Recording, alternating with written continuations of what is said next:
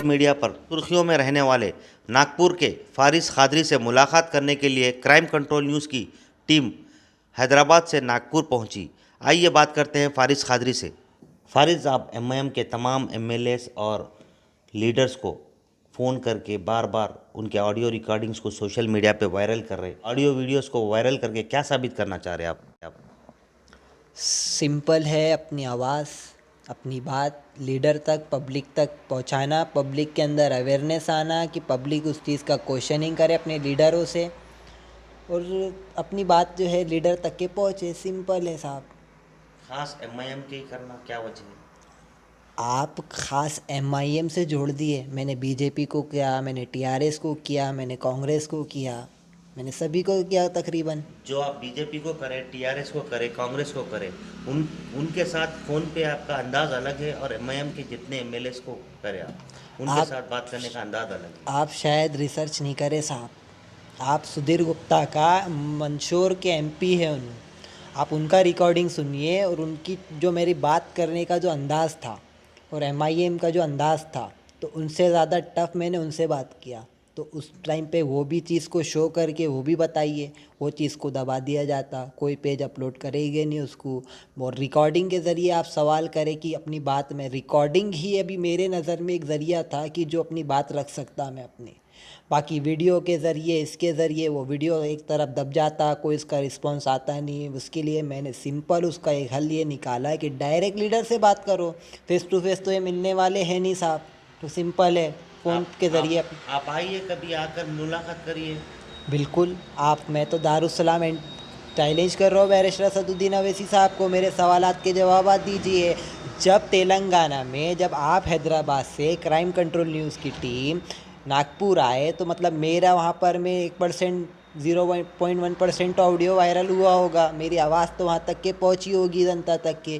तो आप लोगों का काम था, इनके लीडरों का काम था कि उस चीज़ को मुतमईन जवाब देना। अगर आप हक पे है तो आप पूरे हिंदुस्तान में जा रहे, मुसलमानों के नाम पे वोट मांग रहे, अल्लाह उसके रसूल के नाम पे वोट मांग रहे, कलमे की बुनियाद पे वोट मांग रहे।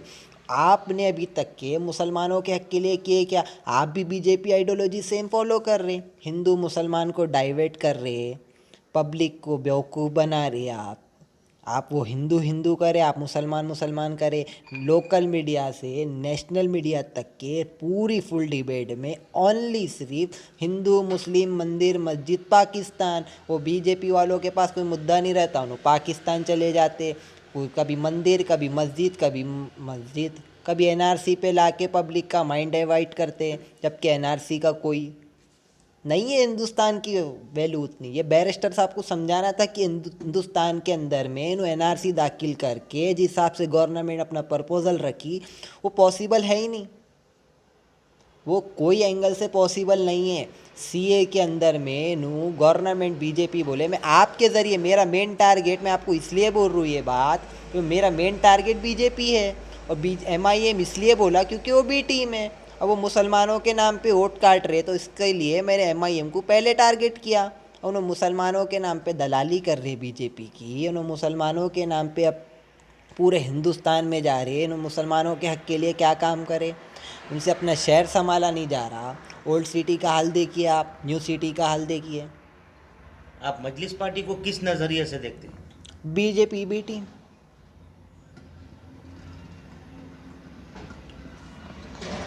आप एआईएमआईएम एक हिंदुस्तान में बहुत बड़ा नाम कमा चुकी है पार्टी, आप उसको किस बेस पे आप बी टीम का खिताब दे रहे हैं? धार्मिक सियासत हो गई साहब। आज जो है सेकुलरिज्म, डेवलपमेंट, एजुकेशन की बात नहीं हो रही देश में। अभी सियासत जो चल रही है वो धर्म से जुड़ गई। बीजेपी हिंदू से जुड़ गए, एमआईएम मुसलमान से जुड़ गए। मतलब इन्हों जोड़ ले रहे, जुड़े कोई भी नहीं है, इन्हों जोड़ ले रहे, इन्हों डिवाइड कर रहे पब्लिक को। अब इन्हों डिवाइड करके उस चीज़ को, इन धर्म को सियासत में जोड़ रहे। आज डेवलपमेंट, एजुकेशन, आप पूरे न्यूज़ चैनल उठा के देखो, आप पूरी डिबेटा देखो, आप पूरे लीडर सी डिबेटा देखो, पूरे टू जेड तकरीबन आप देख लो, आपको हिंदू मुस्लिम मस्जिद मंदिर पाकिस्तान, कभी डेवलपमेंट एजुकेशन पे बात करो साहब। और यही सवाल आप बैरिस्टर साहब से पूछो कि बाबरी मस्जिद पे उन्होंने कूद कूद के चिल्ला चिल्ला के स्टेज के ऊपर में हर प्रोग्राम में बाप बेटे दोनों मिलके एंड फादर एंड सन सालार साहब सलाउद्दीन अवैसी और असदुद्दीन अवैसी अकबरुद्दीन अवैसी दोनों ने बरोबर सियासत 25 साल तक के खेले मस्जिद के ऊपर। ठीक है, मुसलमान थे, मस्जिद है, अपना अधिकार है, अपना हक है, सो अपनी बात करना, प्रोटेस्ट करना। लेकिन आप हैदराबाद की 5 मस्जिद पे खामोश है साहब, क्यों ऐसा? अब मस्जिदों के भी दर्जा छोटा बड़ा हो गया। हैदराबाद की मस्जिद में पढ़ो नमाज तो एक नमाज का सवाब मिलता, और बाबरी मस्जिद में पढ़ो तो 100 नमाज का सवाब मिलता। ऐसा कुछ है क्या? उस पर वैसा प्रोटेस्ट ऐसा एहतजाज क्यों नहीं कर रहे? क्योंकि आप टीआरएस से अलायंस में थे इतने टाइम, और अभी आपको वहाँ पर में तेलंगाना में बीजेपी को लाना है। अब वही मुद्दा आप 2023 में इलेक्शन में यूज़ करके उसी टाइम पे बाबरी मस्जिद जैसा एहतजाज करेंगे अवैसी साहब, बिल्कुल करेंगे, मस्जिद भी बनाएंगे उन्होंने, लेकिन उसको इलेक्शन में यूज़ करेंगे। अभी 2 साल से अंबरपेट की मस्जिद, जब अवैसी साहब इतने पावरफुल है, अब इनके पास में इतना सब कुछ है, तो इन्हों सिंपल है, मस्जिद नहीं बनवा सकते? क्यों प्रोटेस्ट नहीं कर रहे, क्यों नहीं बोल रहे? अब वो 2 मिनट की बात बोलने से कुछ नहीं होता साहब। आप बोल दिए बनती, कब बनती साहब? अंबरपेट की मस्जिद 1 साल हो गया। तो मस्जिदों के नाम पे सियासत कर रहे ना, तो मस्जिदों के नाम पे वोट ले रहे ना, तो मस्जिद बना दो, मत डेवलपमेंट करो, मत एजुकेशन करो। फिर भी पब्लिक का काम है इस चीज़ को समझना। वो ना मस्जिद के ऊपर जो सियासत करके जिसको आप वोट दिए, मुसलमानों की तायद की जो बात कर रही है, जो बीजेपी से डरा के रखे आपने मुसलमानों को, और जो बीजेपी वाकई में जो काम कर रही गंदे, सो आप ठीक है एक्सपोज करो, लेकिन उसी के नाम पे, मुसलमानों के नाम पे आप उनसे वोट लेके, गलत है ये साहब। आप जो है बीजेपी के बी टीम का काम कर रहे हो। आपने कभी मुसलमानों के हक की, मुसलमानों के तायद की, मुसलमानों के रोज़गार पे बात करो। आप मुसलमानों को जॉब दो, मुसलमानों को एजुकेशन दो, मुसलमानों को दो। जवाब एक ही रहता, पूरे हिंदुस्तान में डिंडोरा पीट रहे अकबरुद्दीन अवैसी, 14 स्कूल चला रहे। गरीब बच्चे कितने पढ़ते साहब उसमें? 1-2% है। चलो ठीक है, मैं 100% मान लूँ, आप बोल रहे हैं 100% है, मैं मान लेता हूँ 100% है। लेकिन 100% में से जो घर में अवैसी साहब रह रहे वो 500 से 600 CR का है। स्कूल की आप कैलकुलेशन लगा लो, बिल्डिंग से लेके टोटल आप कितने की शिक्षा दे रहे हो। आप 0.1% भी नहीं कर रहे, फिर पब्लिक को वो पूरे हिंदुस्तान में ढिंडोरा पीट रहे हैं कि मजलिस वो करी, मजलिस ये करी, मजलिस करे क्या? आप डेवलपमेंट बताओ, आप एजुकेशन बताओ। ओल्ड सिटी में मेट्रो नहीं लाए आप। हैदराबाद बोले हो तो एक डेवलप सिटी है भाई।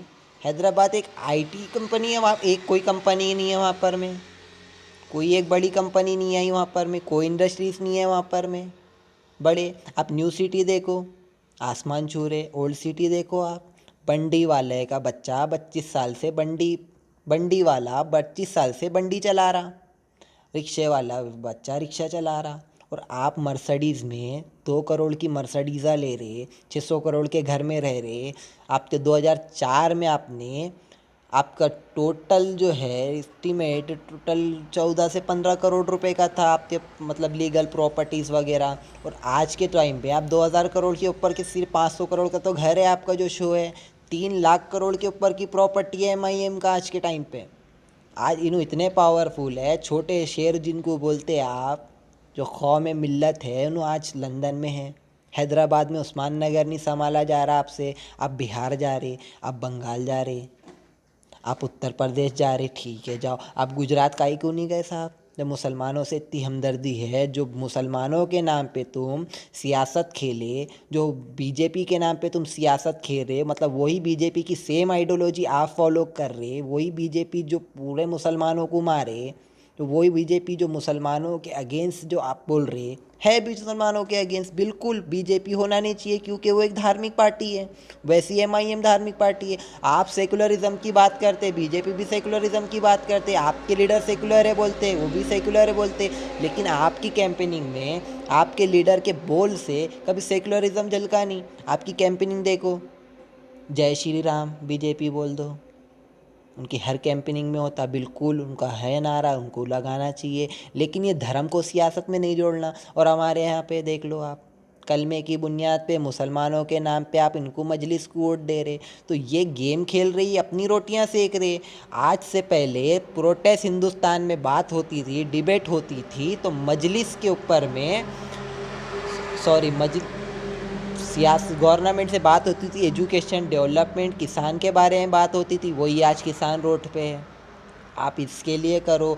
और रही बात, मैं दोनों को टारगेट कर रहा हूँ, मैं सिर्फ अवैसी साहब को नहीं बोल रहा हूँ। दोनों की आइडियोलॉजी सेम है साहब, दोनों की आइडियोलॉजी सेम है। आज अवैसी साहब पूरे हिंदुस्तान के मुसलमानों की तो वो करते, कभी एजुकेशन पे बोले उन्होंने। गवर्नमेंट स्कूल के ख़ास तौर पे मुस्लिम स्कूलों में उर्दू मीडियम की हालत कभी देखे आप न्यूज़ वालों को सिर्फ वही होना, आप सिर्फ लीडरों के पास जाते हैं, उनकी चमचागिरी कर लेते हैं, उन्होंने टीआरपी के लिए आप जो है पूरा लग जाते। कभी गवर्नमेंट स्कूल जाओ साहब, कभी हाल देखो वहाँ के स्लम बस्तियों में जाओ साहब। शहर में नशा पत्ती, गांजा, चरस, अफीम ये कितना बढ़ रहा, इस पे कोई बात नहीं करता।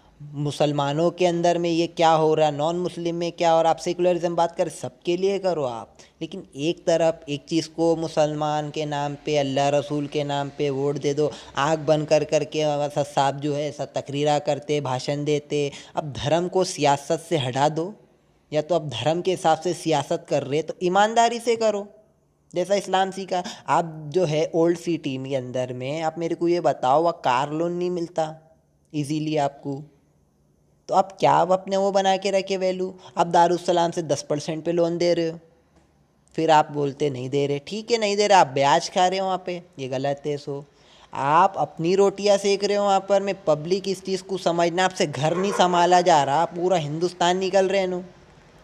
रही बात अभी उत्तर प्रदेश में धमाकेदार एंट्री हुआ बोलते हैं अवैसी साहब का, एक्सेप्टेड। आम आदमी पार्टी का रैली कैंसिल करे योगी आदित्यनाथ, आज नहीं कई बार करे, और आज अवैसी साहब को परमिशन कैसे दे दिया उन्होंने। तो ये बी टीम नहीं तो क्या है, ये वोट डिवाइड नहीं तो क्या है। और जहाँ जहाँ देखो आप, जो जो स्टेट में बीजेपी कमज़ोर हो रहा, वो स्टेट में नु जा रहे, इंटर कर रहे, वहाँ पर उसको मजबूत करे। जहाँ बीजेपी कमज़ोर है ऑलरेडी, वहाँ जाके उनको और ज़्यादा, क्योंकि दोनों के सियासत थे, दोनों एक दूसरे के ऊपर। वो आप बोलते बीजेपी से खतरा, उन्होंने बोलते मुसलमानों से खतरा। हम बोलते हिंदुओं से खतरा, उन्होंने बोलते मुसलमानों से खतरा। खतरा किसको है साहब। आप जो है एमआईएम पार्टी एक हिंदुस्तान भर में हर जगह से वो अपने उम्मीदवार ठहराती, लड़ाती।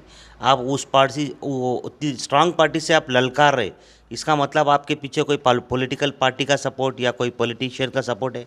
ज़बरदस्त सवाल करे आप। मैंने सभी पार्टी को टारगेट कर दिया साहब, बीजेपी, एमआईएम, कांग्रेस, कोई पार्टी का सपोर्ट नहीं है। और मेरे साथ अल्लाह है मेरे भाई, हक पे बोलो, इनसे डर के कोई मतलब नहीं। पब्लिक सर्वेंट है, ये वही लोग हैं जो 5 साल में 1 दिन 2 दिन आते, कैंपेनिंग करते, अपने यहाँ पर में आपके यहाँ पे आते, ढोल बजाते हुए दे दो वोट मांगने, यही आते साहब। और आप इन्हीं से डर के आप उनको साफ बना दिए। ये न्यूज़ वालों आप ही लोगों ने करे, आपने इनको इतनी इम्पोर्टेंसी दे दी है, आपने इनको इतनी इम्पोर्टेंसी दे दी है। पब्लिक के जो पावर, हिंदुस्तान है भैया, राजा पब्लिक है, हमारा हक है, हमारा कर्तव्य है, हमारा फर्ज बनता, हम सवाल करें, हम पूछे। आप जिसको चुन के लाए, आप जिसको सेलेक्ट कर रहे, जो लीडर जो है आपके नाम पे वोट ले रहे, तो आप उनसे सवाल कर सकते। आप उसमें सवाल करने में डर जाना, ये करना, तो हिंदुस्तान में तो है नहीं, अपन फिर गुलामी की ज़िंदगी जी रहे। अगर मैं डर जाऊँ तो मैं तो फिर अपने आप को गुलाम समझूंगा ना साहब, क्योंकि मैं तो गलत कुछ बोला नहीं, मैंने सिंपल क्वेश्चनिंग किया। रही बात अब उसमें थंबनेल में लोगों ने अलग अलग टाइटल डाल के वायरल करे, तो मैंने तो अपनी तरफ से वीडियो वायरल नहीं करा, ऑडियो अपने। अब लोग टाइटल डाल दे रहे, फारिस कादरी ने कर दिए बोलती बन या XYZ जो भी, तो उसमें मेरी क्या गलती है साहब। आप अपना नाम कमा के कुछ चाह रहे क्या, पॉलिटिशियन में आना, या कुछ ऐसा इरादे है आपके? ज़बरदस्त क्वेश्चनिंग करे आप।